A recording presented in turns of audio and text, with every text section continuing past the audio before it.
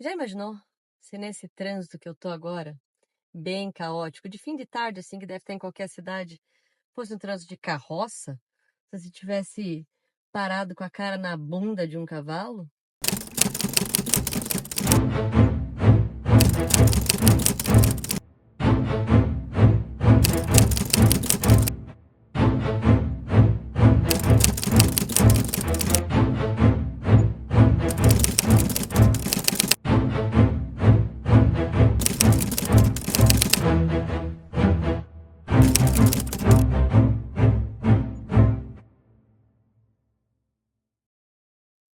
Mas era assim, antes da invenção do automóvel, que aliás, né, foi a esposa lá do Carl Benz que fez a primeira viagem para poder, inclusive, né, divulgar ali o carro dele. E o primeiro posto de gasolina, logicamente, foi só 100 quilômetros ali a viagem, mas está valendo. O primeiro posto de gasolina foi uma farmácia. Então, assim, a ideia é começar.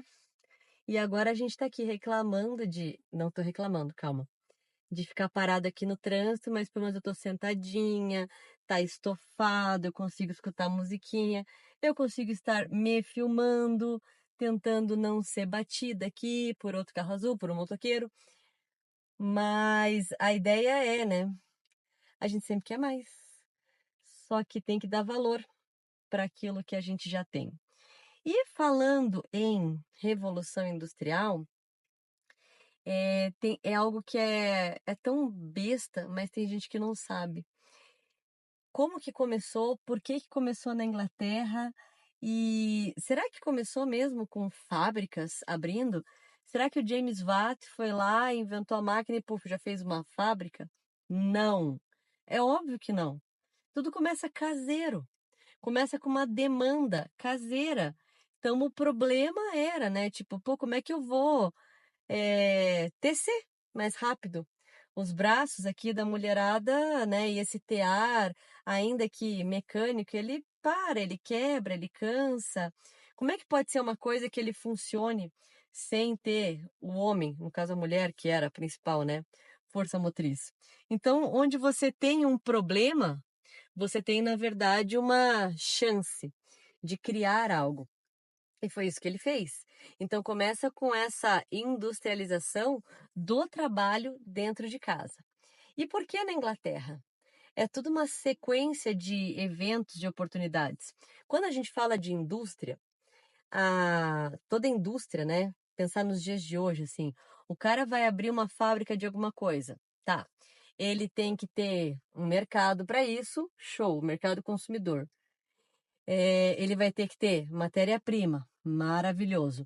Ele vai ter que ter capital para investir, obviamente. É, ele vai ter que ter, enfim, a energia para movimentar essas máquinas. E é lógico, né? Mão de obra. De preferência, uma mão de obra ali que seja acessível. E a Inglaterra tinha esses 5 elementos que eu acabei de citar para você. A própria energia, né? O carvão, porque inicialmente as máquinas elas eram a vapor. Então o carvão aquecia lá a cadeira e tal, a caldeira, desculpa. E daí o vapor é que movimentava ali os pistões que movimentava o tear, que depois vai movimentar inclusive os trens. Sorte deles, tinham grandes reservas minerais. Legal. Mas e o capital? Bom, o capital historicamente acumulado primeiro no governo da Elizabeth I, porque ela explorou muito a pirataria. Ela era amante, inclusive, né, de um piratão da época, que era o Francis Drake. E daí, tá, a colônia dela, ela estava se gastando muito dinheiro dentro de casa com a própria guerra religiosa, mas a Espanha, sua rival, estava estando bem com as minas de prata de Potosí, mandava saquear geral. Então era um pirata corsário. Além disso, né, é também no governo dela que vai fazer a Lei dos Cercamentos. Lei dos Cercamentos, aonde ela vai transformar, é uma capitalização dos campos de cultivo. Transforma campos de cultivo em campos de pastagem. Então permite esse arrendamento de terras, estimula que nobres façam isso.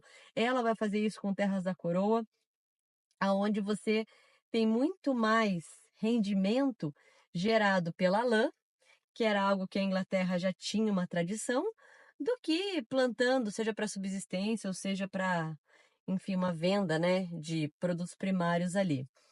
Tá, mas e daí? Vai diminuir a produção agrícola? Isso não vai gerar falta de comida? Com o tanto que ganha de dinheiro, compra-se. É muito mais caro, né, vender o tecido do que comprar uma batata, por exemplo. Então já falamos de dois elementos. Falamos de energia e falamos ali da, da matéria-prima, né? Que no caso de tecido seria a lã. Fechou. E a mão de obra? A mão de obra também vem dos cercamentos, que você vai ter um grande êxodo rural, porque naquelas terras coletivas que morava um monte de camponês, agora vai ter uma família de camponês e um bando de ovelha. Quem conseguiu, né, arrendar a terra para poder fazer a criação de ovelhas. Três problemas resolvido. Aliás, quatro, né? Porque já falamos do capital. E o mercado consumidor, ele vem justamente dessa qua- tanto a tradição da Inglaterra com a manufatura têxtil, quanto que tecido é algo básico, né? Você vai no shopping, você compra uma cachaça, às vezes sim, mas você compra uma roupa. Até lá no Egito Antigo, você tinha o linho, você usa tecido para, enfim, forrar teu sofá, ter a tua cortina, é a tua mochila, é tecido que não acaba mais. Então, eles foram muito certeiros nesse produto, né? Veio a calhar que foi essa da onde que saiu, a demanda que gerou essa invenção aí da máquina a vapor. E dali para frente a gente vai chegando, né, nas outras revoluções industriais, a segunda e a terceira, e vai ser justamente na segunda revolução industrial, onde já estamos falando de indústria química, já estamos falando de siderúrgica, já estamos falando de eletricidade, é que vai acontecer a Primeira Guerra Mundial. É, E graças, né? Não sei se graças é a palavra certa, mas assim, podemos atribuir ali a facilidade de atender a necessidade de munição e de equipamento em geral, uniforme, há dois caras que transformaram a metodologia de produção, ambos americanos, ambos contemporâneos, que chegaram a ter até uma certa rusga, na verdade, um teve uma rusga com o outro, que é o Henry Ford e o Frederick Taylor. O Ford, todo mundo conhece, o sistema do Fordismo, né? Aonde ele vai padronizar o produto. A fábrica dele em Detroit começou produzindo carros e demorava ali mais de 14 horas para produzir um carro. E depois que ele instalou a esteira, que ele padronizou o produto, o mesmo carro passou a ser fabricado em menos de 4 horas. Então, uma grande diferença. A propaganda era: você pode ter um Ford de qualquer cor, desde que seja preto. Então, isso facilitava muito a linha de produção dele.